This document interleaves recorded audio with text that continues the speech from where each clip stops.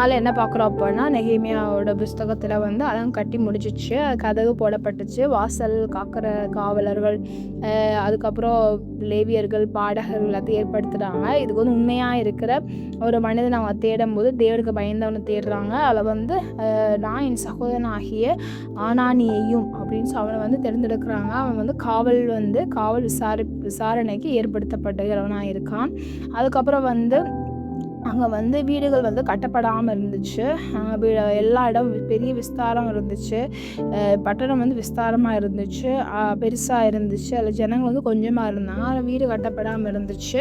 அதுக்கப்புறம் வந்து வம்ச அட்டவணையில் பார்க்கிறதுக்கு என் பிரபுக்களையும் அதிகாலையும் ஜனங்களை கூடி வர செய்து என் தேவன் என் மனதிலே ஒரு எண்ணத்தை உண்டாக்கினார். முந்தி வந்தவர்களின் வம்ச அட்டை புஸ்தகம் அப்பொழுது எனக்கு அகப்பட்டதும் அதில் எழுதுகிறதை நான் கண்டது என்னவென்றால் அப்படின்னு சொல்லி அங்கே வந்து பாபிலோன் ராஜா நேபுகாத்நேச்சார் காலத்தில் சிறைப்பிடித்து போனவர்கள் பற்றி எல்லா பற்றியும் அவங்க போடப்பட்டிருந்தது. அவங்க தொகைகள் என்னெல்லாம் இருந்துச்சு அப்படின்னு சொல்லி லைனாக ஒவ்வொரு தொகைகள் அங்கே சொல்லப்போ அல்லது ஊரீம் தூமீம் அவங்களாம் வராங்க. ஒரு ஆசாரியின் எலும்பு மட்டும் அவர்கள் மகா பரிசுத்தமானது புசிக்கத்தகாதுன்னு சொல்லி நெகேமியா வந்து வாசிக்கிறாரு.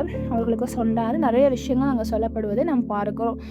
இந்த நெகேமியா புஸ்தகத்தில் ஒவ்வொரு வார்த்தைகளும் அலங்கம் கட்டுவதற்கு அவன் என்னெல்லாம் அவங்க செய்யணுமோ கர்த்தருடைய வார்த்தையின்படி அவன் செய்தான்.